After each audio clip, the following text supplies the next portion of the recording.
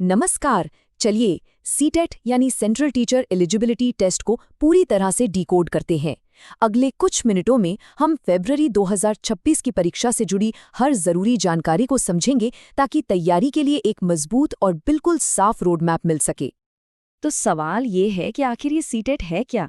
अच्छा, इसे हम शिक्षकों के लिए एक नेशनल बेंचमार्क की तरह समझ सकते हैं। इसका सीधा सा मकसद ये पक्का करना है कि देश के किसी भी कोने में पढ़ाने वाले टीचर के पास छात्रों को सिखाने के लिए जरूरी ज्ञान और काबिलियत हो। लेकिन ये सिर्फ एक क्वालिफाइंग एग्जाम से कहीं ज्यादा है। तो सवाल ये उठता है कि इसे टीचिंग करियर में एक इतना जरूरी पहला कदम क्यों माना जाता है। चलिए इसके पीछे के 3 मुख्य कारणों को समझते हैं। तो देखिए, ये परीक्षा 3 बड़े लक्ष्य हासिल करती है। सबसे पहला, ये टीचिंग की क्वालिटी के लिए एक नेशनल स्टैंडर्ड सेट करती है। दूसरा, ये टीचर एजुकेशन इंस्टीट्यूट्स को बेहतर परफॉर्म करने के लिए मोटिवेट करती है। और हाँ, तीसरा, ये सरकार की तरफ से एक साफ संकेत है कि क्वालिटी एजुकेशन को कितनी ज्यादा अहमियत दी जा रही है।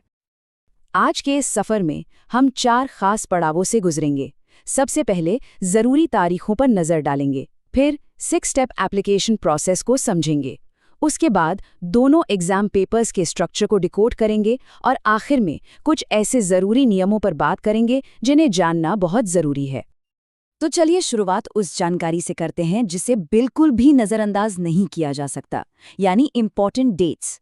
इन तारीखों को कैलेंडर में अभी से मार्क कर लेना चाहिए क्योंकि इनमें कोई बदलाव नहीं होने वाला। जैसा कि इस टाइमलाइन पर दिख रहा है, ऑनलाइन एप्लीकेशन 27 नवंबर से शुरू होंगी और 18 दिसंबर रात 11:59 बजे खत्म हो जाएंगी। और परीक्षा का बड़ा दिन है 8 फरवरी 2026, जो कि एक संडे है। एक सलाह जरूर है कि आखिरी दिन का इंतजार बिल्कुल न करें। तारीखें नोट हो गई, तो अब सबसे जरूरी हिस्से पर आते हैं, अप्लाई कैसे करना है। अब हम 6 स्टेप एप्लीकेशन गाइड को देखेंगे, मतलब एकदम शुरुआत से लेकर फाइनल सबमिशन तक। यहाँ पर देखिए, ऑफिशियल प्रोसेस को 6 आसान स्टेप्स में बांटा गया है। शुरुआत होगी ctet.nic.in पर लॉगिन करने से, फिर फॉर्म भरना, डॉक्यूमेंट्स अपलोड करना, फीस पेमेंट करना और आखिर में कंफर्मेशन पेज का प्रिंट आउट लेना। हर स्टेप बिल्कुल सीधा और साफ है। एप्लीकेशन प्रोसेस का एक बहुत ही जरूरी हिस्सा है फोटो और सिग्नेचर अपलोड करना, और यहाँ पर बहुत सावधान रहने की जरूरत है। जैसा कि यहाँ दिया गया है, फोटोग्राफ का साइज 10 से 100 केबी के बीच और सिग्नेचर का 3 से 30 केबी के बीच होना चाहिए। इन डिटेल्स को सही रखना बहुत ही ज्यादा जरूरी है, वरना एप्लीकेशन रिजेक्ट भी हो सकती है। यहाँ फीस का स्ट्रक्चर बिल्कुल साफ साफ बताया गया है। जनरल और ओबीसी कैंडिडेट्स के लिए एक पेपर की फीस है 1000 रुपये और दोनों की 1200 रुपये। एक बात का ध्यान रखना है, पेमेंट सिर्फ ऑनलाइन होगा और ये फीस किसी भी हालत में वापस नहीं की जाएगी, इसलिए अप्लाई करने से पहले अपनी एलिजिबिलिटी जरूर चेक कर लें। एप्लीकेशन प्रोसेस समझने के बाद अब ये जानना जरूरी है कि आखिर किस परीक्षा की तैयारी करनी है। तो चलिए एग्जाम के स्ट्रक्चर को समझते हैं और पेपर आई और पेपर 2 के बीच का फर्क जानते हैं। यहाँ एक बिल्कुल साफ अंतर है। अगर कोई कक्षा आई से वी तक पढ़ाना चाहता है तो उसे पेपर आई देना होगा, जो दोपहर की शिफ्ट में होगा।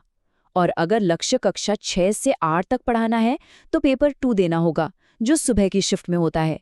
ये चुनाव करियर के लक्ष्य को तय करता है। पेपर आई में 5 कंपल्सरी सेक्शन होते हैं और हर एक का वेटेज बराबर है, 30 सवाल 30 मार्क्स। लेकिन सबसे अच्छी बात पता है क्या है? इसमें कोई नेगेटिव मार्किंग नहीं है। इसका मतलब ये है कि हर सवाल का जवाब देना चाहिए, भले ही जवाब को लेकर पूरी तरह से श्योर न हो। गलत जवाब के लिए कोई सजा नहीं है। पेपर 2 का पैटर्न भी लगभग वैसा ही है। 150 सवाल, कोई नेगेटिव मार्किंग नहीं।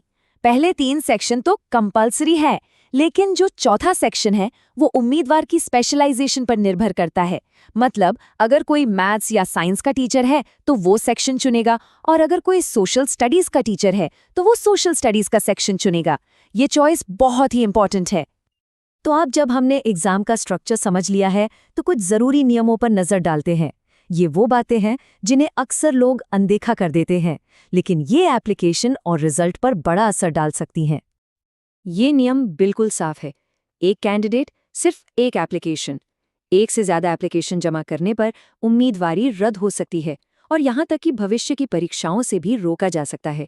इसलिए फॉर्म भरते समय बहुत ज्यादा सावधानी बरतने की जरूरत है। ये लाइन सीधे ऑफिशियल बुलेटिन से है और ये बहुत जरूरी है। सीटेट पास करना नौकरी की गारंटी नहीं है। इसे एक पास या लाइसेंस की तरह समझना चाहिए जो टीचर रिक्रूटमेंट प्रोसेस में हिस्सा लेने की इजाजत देता है। ये एक जरूरी पहला कदम है, आखिरी नहीं। और अब एक बहुत ही शानदार खबर। एक बार CTET पास हो जाने के बाद सर्टिफिकेट जिंदगी भर के लिए वैलिड रहता है। इसे बार बार पास करने की कोई चिंता करने की जरूरत नहीं है। हाँ, अगर कोई अपना स्कोर सुधारना चाहता है तो वो दोबारा परीक्षा जरूर दे सकता है। तो अब सारी जानकारी सामने है, तारीखों से लेकर एग्जाम पैटर्न तक।